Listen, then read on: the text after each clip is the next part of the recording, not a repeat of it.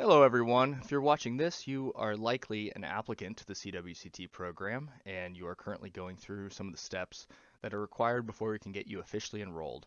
So, first of all, welcome. My name is Steve Olson. I'm one of the program managers here at the CWCT Cybersecurity Workforce Program. Very excited to have you to this point in the program, or at least at this place in the application process. We do require all students to, after they've submitted their required documentation to verify their military service and their U.S. citizenship, to also take a math, English, and an IT assessment.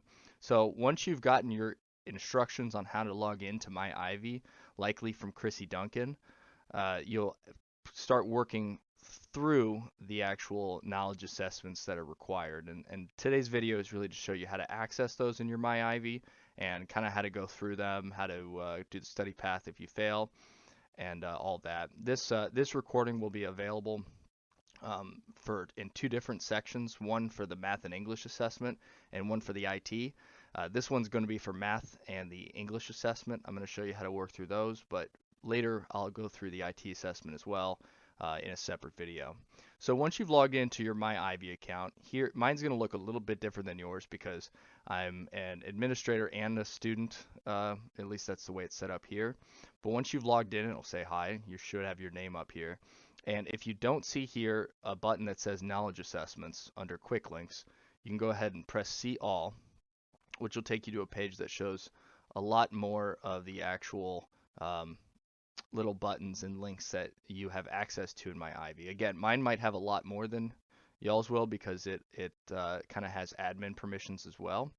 But you should kind of go down and look for a button that says Knowledge Assessment. It should have a little light bulb next to it. That should take you to a brand new window, and you do have to type in a key. So for the English assessment, you're going to go ahead and put in the code English. So I'll show you what that key looks like. English, all caps. It is case sensitive, so if you have a problem here, make sure this is in capital letters. And then that'll show that you've selected the English assessment. Then you go ahead and get started.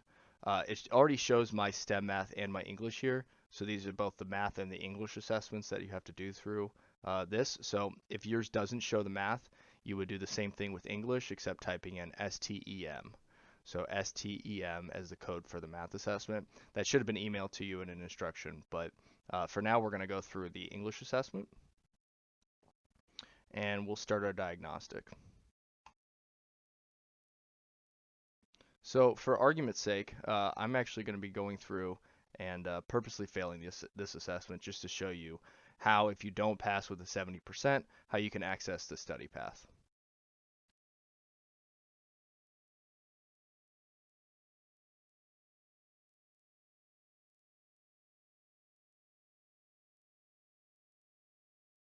All right, so as you see, I've completed the English assessment, and then I click this button, View Results, and we'll see what I actually got on here. So I did terrible.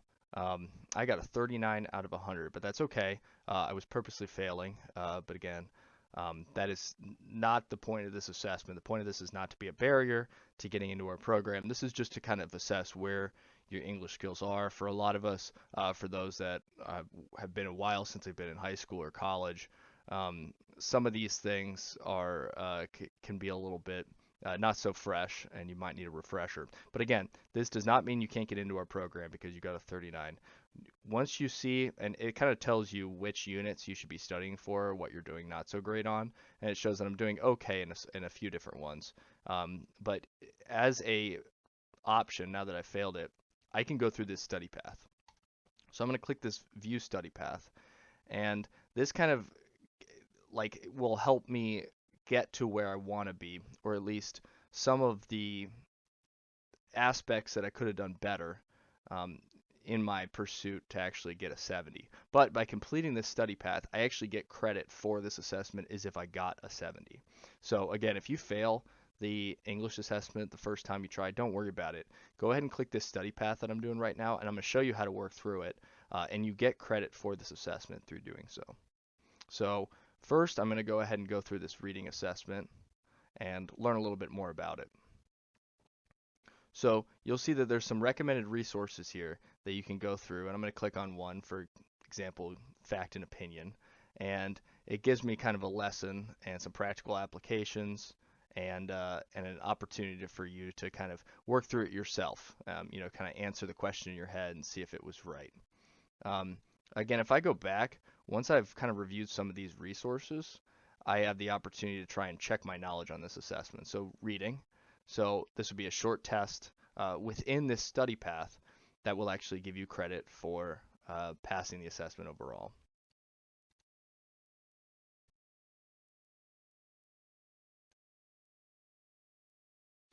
Once these portions are completed, um, to get through this unit, I'll actually have an Introduction to College Reading and Writing test here,